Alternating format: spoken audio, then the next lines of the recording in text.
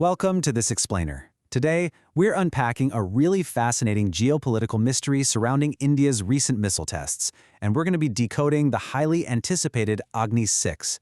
It's a development that absolutely flips how we usually think about military strategy and distance. So, let's dive right into this geographical paradox. Think about it. If India's primary security challenges are right next door, specifically Pakistan and China, why on earth do they need a missile that can strike more than 10,000 kilometers away, literally across the globe? It just doesn't seem to make much sense at first glance, does it? You see, existing Indian ballistic missiles, like the Agni-5, already have ranges of around 5,000 kilometers. Now that comfortably covers regional threats. It gives them the ability to hit key parts of China while launching from deep inside their own territory. So adding another 5,000 kilometers of range to create the colossal Agni-6, well, that presents a truly fascinating strategic puzzle. To solve this geopolitical detective story, we're going to break down the distance paradox, look at mission Divyastra, decode the technology, dive into survivability and second strikes, and finally, look at the future of deterrence. Let's kick things off with Section 1, the distance paradox. There's a glaring contradiction right out of the gate here. India officially adheres to a doctrine of credible minimum deterrence and a strict no-first-use policy. Historically, their entire posture has been hyper-focused on their immediate neighbors. So, actively pursuing a weapon with true global reach, that represents a massive, fundamental shift in how they view their defense. Which brings us to Section 2, Mission Divyastra Success. Let's look at the timeline. Back in 2012, India had its first Agni-5 test. Then, by March 2024, they announced the very first test of MIRV technology on that system.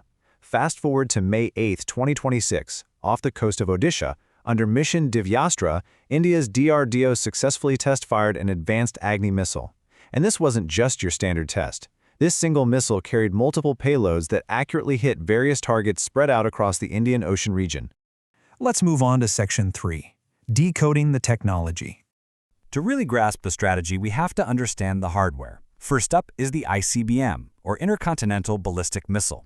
Now, unlike a cruise missile, which flies through the air using engines for its entire trip, an ICBM actually physically enters space. It travels well over 5,000 kilometers, giving a nation the strategic reach to guarantee retaliation on a global scale.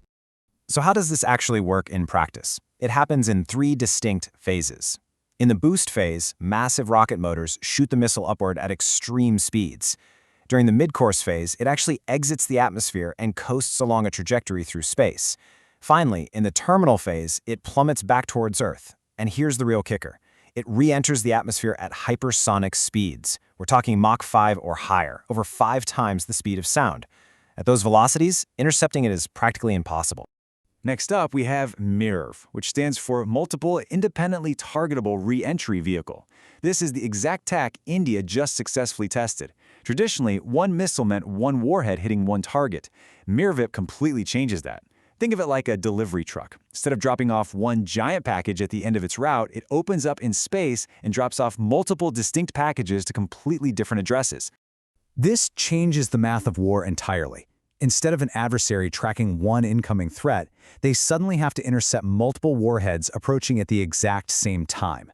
It vastly increases the deterrence value of a single launch. You need fewer launchers, you can hit multiple sites at once, and you can even deploy decoys to completely hoodwink the enemy's ballistic missile defense systems. Now for Section 4, Survivability and Second Strikes. There's a brilliant quote from strategic planners that unlocks this entire mystery. Strategic planners view long-range missiles as tools of survivability and assured retaliation rather than just distance. You see, an ICBM isn't always about reaching a distant unseen enemy. It's heavily about making absolutely sure your own missiles survive a surprise first strike. Let's break that down. If a nation only has regional missiles, they might be forced to deploy them right up close to their borders just to reach their targets, right? That leaves them highly vulnerable to an initial attack. But by extending the range to 10,000 kilometers with an ICBM, India can deploy these canister-launched, highly mobile missiles deep within its own interior. This ensures that even if they're attacked first, these weapons will survive to strike back. The evolution of the Agni family tracks this strategy perfectly. The early Agni-1 was heavily Pakistan-centric. Then, the Agni-A and III extended their reach toward China. Agni-4 and 5 brought in crucial mobility and canister launch capabilities. Now, the future Agni-V represents the ultimate goal, global survivability. It's a huge shift from merely needing to reach a target to guaranteeing the weapon survives long enough to actually be used. Let's wrap things up with Section 5, the future of deterrence. Successfully fielding true ICBM and MIRV capabilities places India in an extremely exclusive club of nations. For decades, this technology was strictly limited to the US, Russia, the UK, France, and China. Joining this group isn't just some technological milestone, it fundamentally alters geopolitical signaling across the board. It forces rivals to completely reassess their military risk. So what's driving all of this? Well, our sources point to a few key global trends. China has spent years expanding its silo-based systems and layered missile defenses. Meanwhile, recent US-Iran tensions have clearly demonstrated that even modern air defenses can be overwhelmed by saturation attacks. In this kind of environment, nations are forced to develop high-speed, hard-to-intercept, survivable systems like MIRV-equipped ICBMs just to maintain the current balance of power and ensure they have strategic depth during a crisis. So, I want to leave you with this final thought to ponder. In a world of hypersonic speeds, layered defense grids, and advanced MIRV tech, is a policy of minimum deterrence really enough for tomorrow's wars? It's a fascinating and frankly kind of heavy question about the nature of global security, which is rapidly evolving right before our very eyes. Thank you so much for joining me for this explainer, and keep questioning the world around you.